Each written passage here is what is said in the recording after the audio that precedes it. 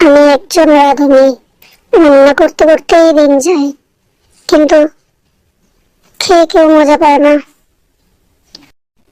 এটা একটা পাগলা গারদ, এছাড়া আর কিছুই না। রান্না শেষ, কিন্তু এটা শুধুমাত্র আমার জন্য। আমার রান্না আমি কাউকেই দেব না, একদম না। ওর মনে হয় মাথায় আবার সমস্যা হয়েছে। আগে খাই, পরে বুঝ। যতই তাকাও, দেবই না, একদম না। আরে, এটা আবার কি সবজি? বুঝলাম না তো। উফ, আমার মনে হয় পেট ব্যথা করতেছে, কাউকে তো বলাই যাবে না এবার। বাহ বেটা বাহ, সাব্বাস। নজর দিও না কেউ, দয়া করে এদিকে নজর দিও না। খাওয়া দাওয়া মানে এই হলো শান্তি। আরে, আমার মুখে একটু জায়গা কম তো, আমার মুখে সব আটে না। আমার মাথায় কিন্তু অন্য কিছু চলছে, এটা কাউকে বলা যাবে না।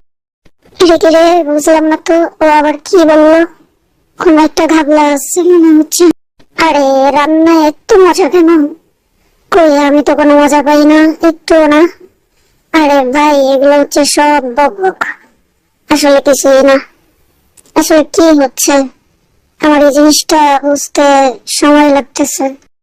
আরে, আমি আগে খায়া নেই তো, কেউ কি দেখে ফেললো নাকি আমাকে? হ্যাঁ। আরে, এটা কিন্তু বার্গার, বুঝেছো? তাহলে এটা কি? এটা কি তাহলে?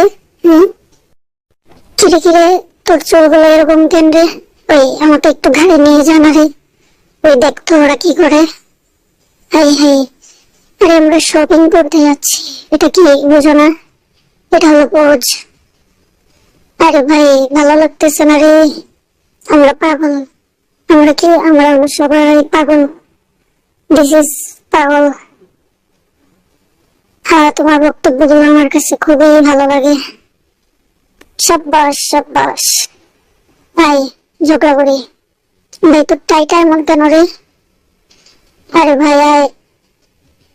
কি হয়েছে তোমার? ধরো, ভালো লাগে না কোনো কিছু। এগুলো আসলে কিছুই না, আমরা হচ্ছে সবাই পাগল।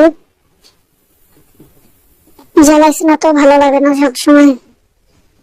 ওই, আমার জিনিসটা নিলে ফেলে দেখি তো, তুই কার লগে SMS করতেছিস? এটা কি আমার গার্লফ্রেন্ড না? খা, কর খা, জন্মের মতো খা।